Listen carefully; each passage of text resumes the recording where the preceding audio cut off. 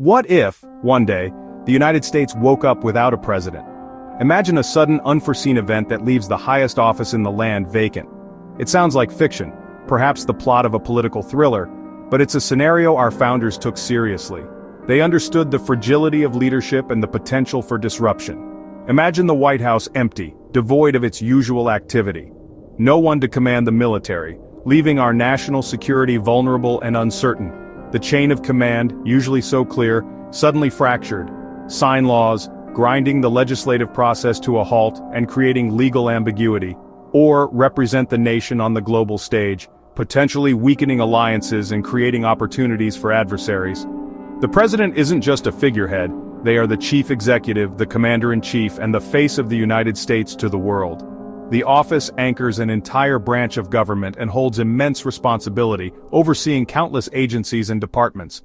The absence of a president, even briefly, could trigger chaos, both domestically and internationally, and invite threats, emboldening those who seek to undermine our nation's interests, which is why a robust plan exists to prevent a leadership vacuum. This plan, carefully crafted and constantly updated, is designed to ensure stability in the face of uncertainty.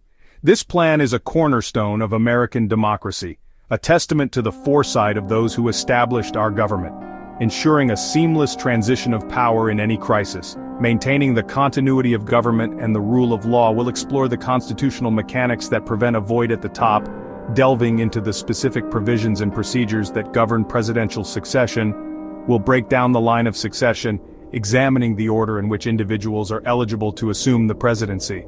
From the vice president, the individual specifically designated to step in should the need arise, to the Speaker of the House, a key figure in the legislative branch and a potential successor, and beyond, exploring the roles of various cabinet members and other high-ranking officials. Understanding this process reveals the foresight and wisdom of the founding fathers, who sought to create a system that could withstand any challenge. Behind our resilient system of governance, a system designed to protect our democracy and ensure the stability of our nation. The system is built on the strength of institutions, not just individuals, ensuring that no single person's absence can cripple the government. Let's examine how America ensures it's never truly leaderless, and how this commitment to continuity safeguards our nation's future.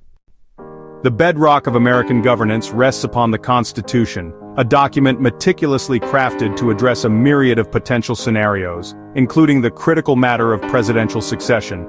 Presidential succession is rooted in the Constitution itself. Article 2, Section 1, Clause 6 lays the foundation for this process. This clause specifically addresses situations where the president is no longer able to fulfill their duties.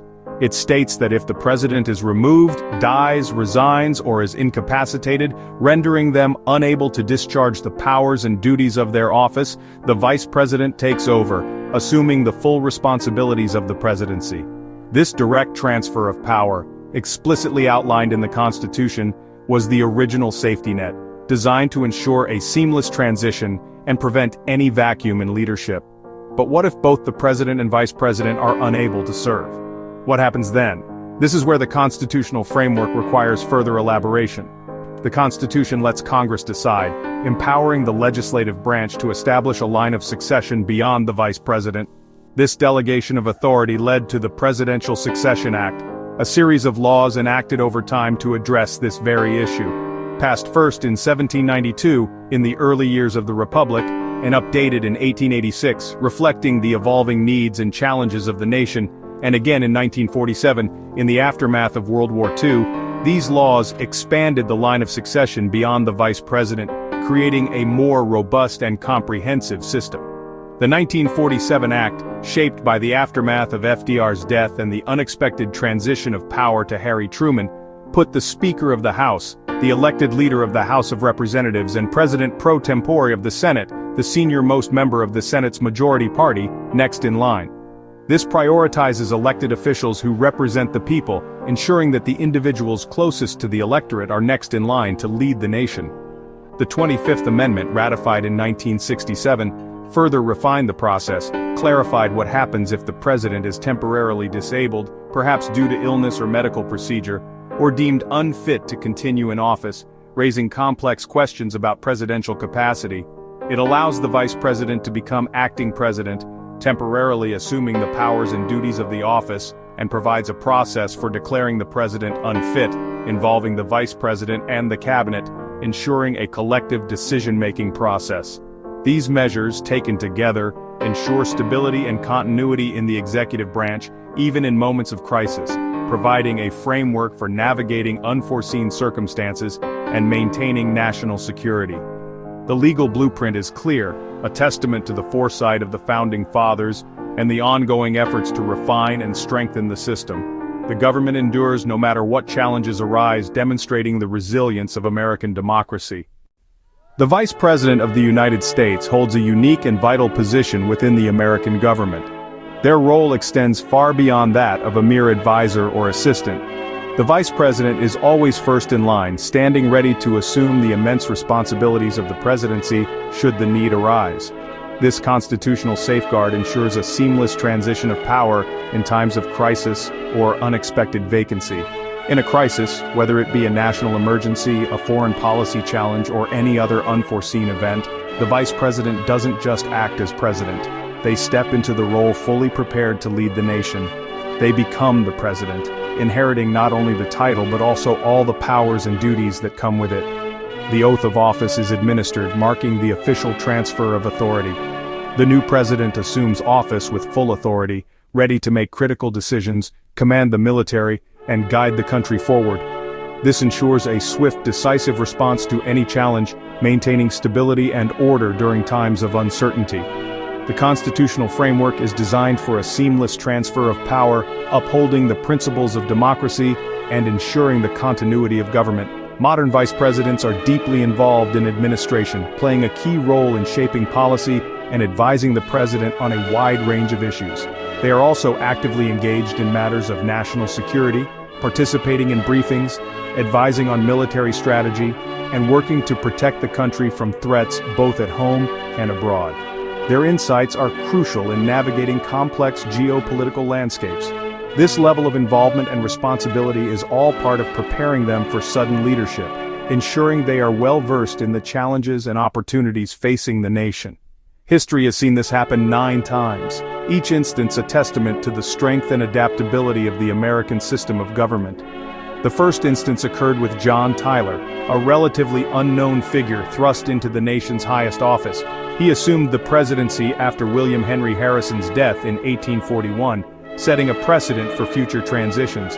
A more recent example is Lyndon B. Johnson's swearing in, a moment etched in the nation's memory. This occurred after the tragic assassination of JFK, a time of profound grief and uncertainty for the country. The seamless transition of power in that moment showed the system's resilience, demonstrating its ability to withstand even the most devastating events. The 25th Amendment also lets a new president, facing a vacancy in the vice presidency, nominate a vice president, ensuring that the second highest office in the land is filled without delay. This nomination is then subject to confirmation by Congress, providing a check and balance on the executive branch. This process was put to the test with Gerald Ford, who ascended to the vice presidency under unique circumstances, and subsequently Nelson Rockefeller, both men stepping into their roles through the provisions of the 25th Amendment. These appointments, occurring in the turbulent 1970s, highlighted the importance of a clear line of succession. The process keeps the line of succession intact, ensuring that there is always a qualified individual ready to lead the nation. This constant readiness reinforces stability, providing reassurance to the American people and the world.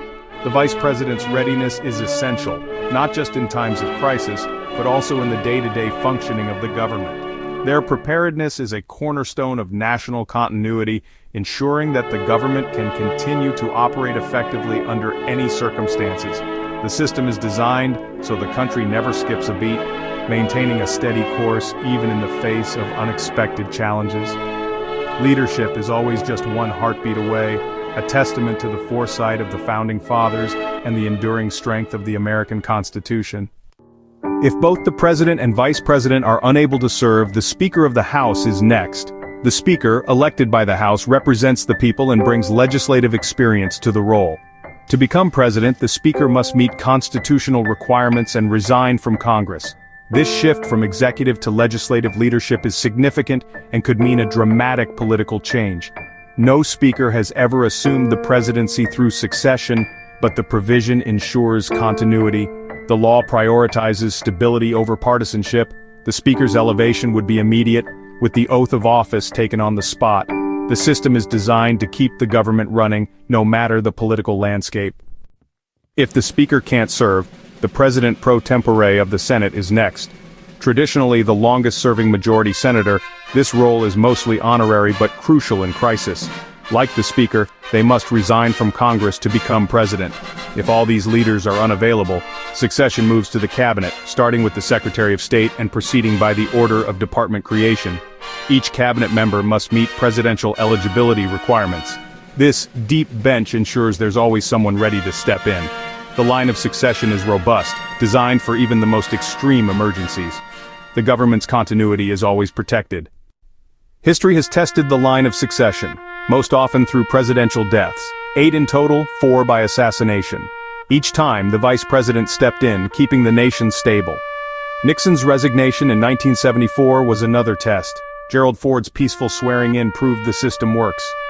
Moments of presidential disability, like Reagan's 1981 surgery, exposed the need for clearer rules, leading to the 25th Amendment. Today, temporary transfers of power during medical procedures are routine and orderly. These events show that succession isn't just theory, it's a practical safeguard. The system has guided the nation through uncertainty and crisis. The presidency endures even when individuals change.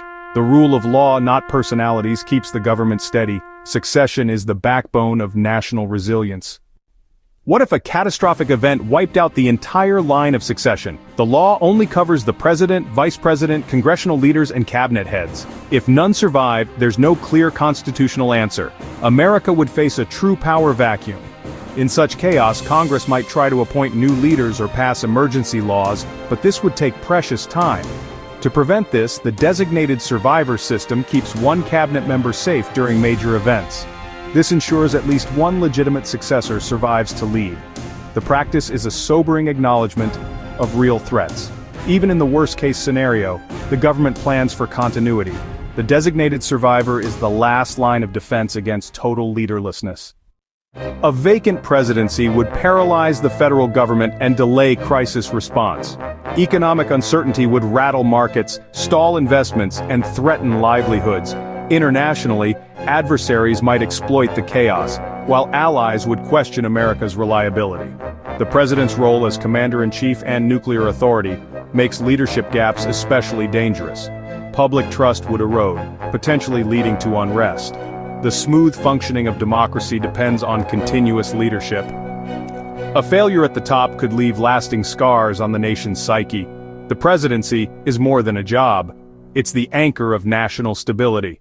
Without it, the risks multiply at home and abroad. Leadership is indispensable to democracy.